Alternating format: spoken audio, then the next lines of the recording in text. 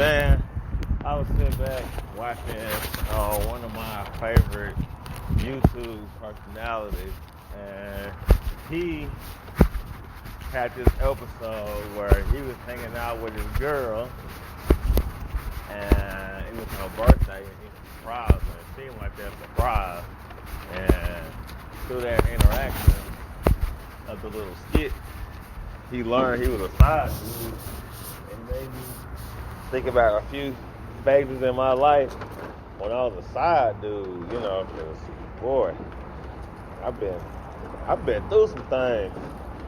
I don't know if it's a positive or negative or just something I went through. Yeah, I got a few stories on that note. I've been involved in some classic relationships that I've been the side dude, and I ain't have a chance. I know. So, you know, one person, if you know me, you know I went through this phase where I like married women, and the cool part about this phase was I was young and dumb, and I ain't know the consequences of it. And then, two, I was super busy because I had my military stuff going on and my basketball, so I didn't have time for relationships anyway. So it was pretty perfect. It was a pretty perfect situation for me. And I had got involved with this one married girl, and man, I could see her every day. She would take me to work, pick me up, bring me home, feed me. I was her little comfort, you know. She took care of me, but at that point, I thought it was like, man, I thought this was supposed to happen because I'm 20 going on 21, and she's like, let's say maybe 30ish, maybe late 29. I'm gonna say she was 30, but she may be a little young, variation. Few years above, few years older, and you know everything was good, you know. But what had happened, I was cool with it being a side dude because being a side dude was like I get all the benefits, I ain't gotta deal with the relationship or nothing. So I was rocking that for a while, and then oh my goodness, one day, she knocked on my door doing quote unquote non-business hours, and she was like, "Hey, little Michael," and I was like, "What you over here?" She was like, "Well, I was just really missing you so much, and I came to see you." And I was like, "This ain't part of the rules and regulations, cause you married." So we, you know, came in and did our thing, and I was like, what's the real reason over here? And she was on some whole, well, I don't want to go home because me and my husband got into a big fight, and you know, he been drinking, and I'm sitting here like, man, your husband like 2 blocks away, and you over here at my house.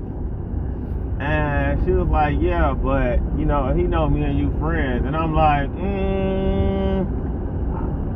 you know, at this point, I'm feeling uncomfortable because I'm like, I'm being mischievous because I got somebody else to come over, so I need for you to leave. But you know, me and her being friends, it was a conflict of interest because it was like, it's my friend, but there's also somebody I'm involved with. So how do I push her out? So I had to deal with that situation throughout the night, and she didn't leave till like late. So then the next morning she picked me up. She came over super early. And I was like, man, you pretty much spent the night. And then literally the next day, she came over and spent the night because her husband had put her out. And he was getting violent. And in the back of my head, I'm like, I've been through this before. So if you know me any time before the military, I had got involved with this one girl whose boyfriend was a boxer. And the whole time me and her was involved, I knew of him, but I didn't know him. And literally one day, this infamous day, we were at McDonald's drive-thru, and he pulled up on us, and we was in a four-door, I guess a sedan. It wasn't big, but it was full of us in the back seat. It was me, Smooth, and this girl and her cousin. When I was talking to the cousin, so he literally was giving her them hands in the vehicle, like grabbing by her weed, and everybody looked at me like, Mike, why you not helping her? And I'm like, that's his woman.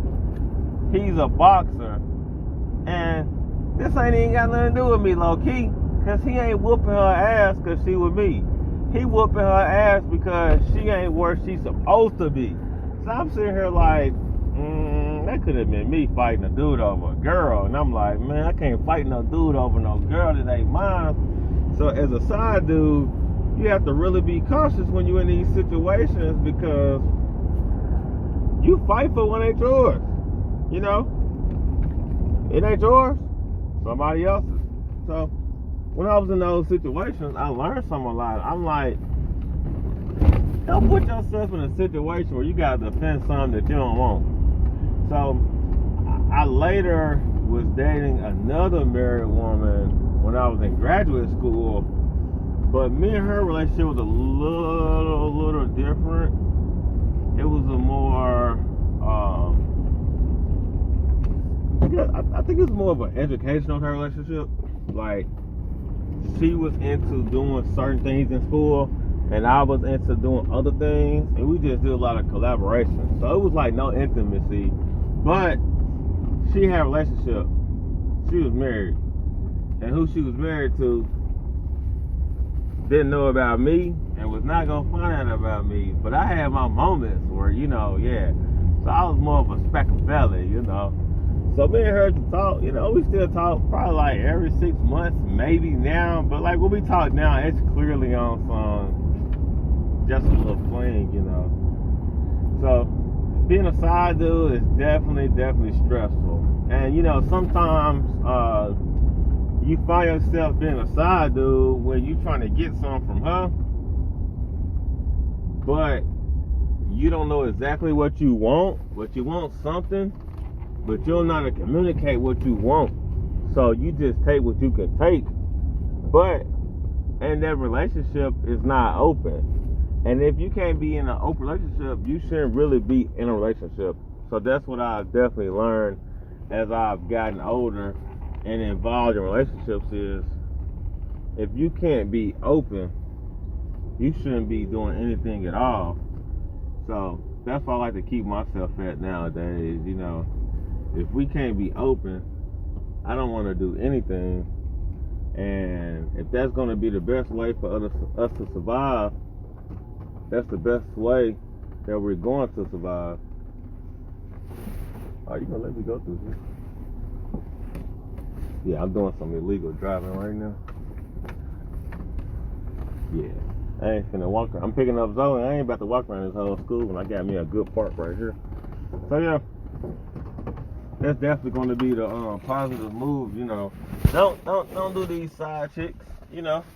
Don't be a side dude. Be a friend.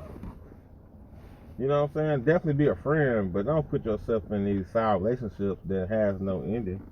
Because when a relationship don't have an ending, it ain't got no substance. A relationship with no substance is nothing. And at the end of the day, when you take somebody's woman, that's yours for real. And you know she's gonna do it to you. And then also you can find yourself in situations where if she cheating, he may be cheating too.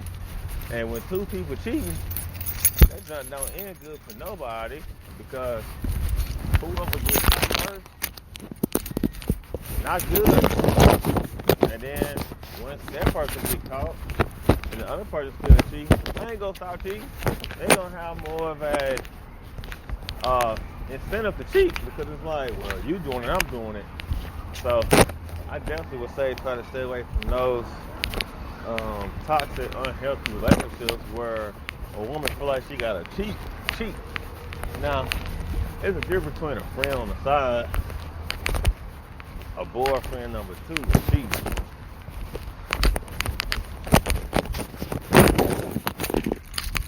So,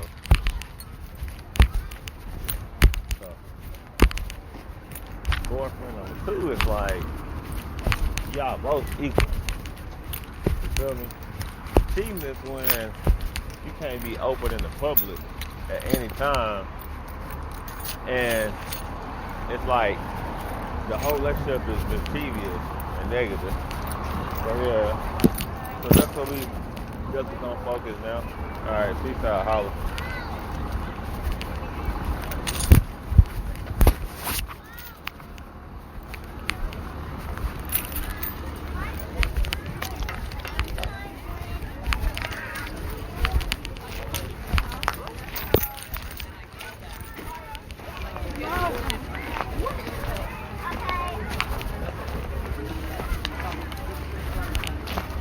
How your day going? Good, smooth. No, that's the best way to have it. Oh, yes, sir.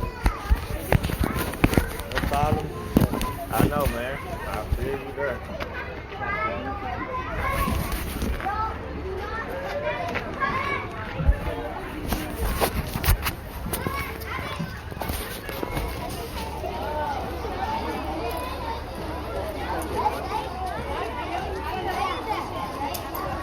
Got vision all over the place right now.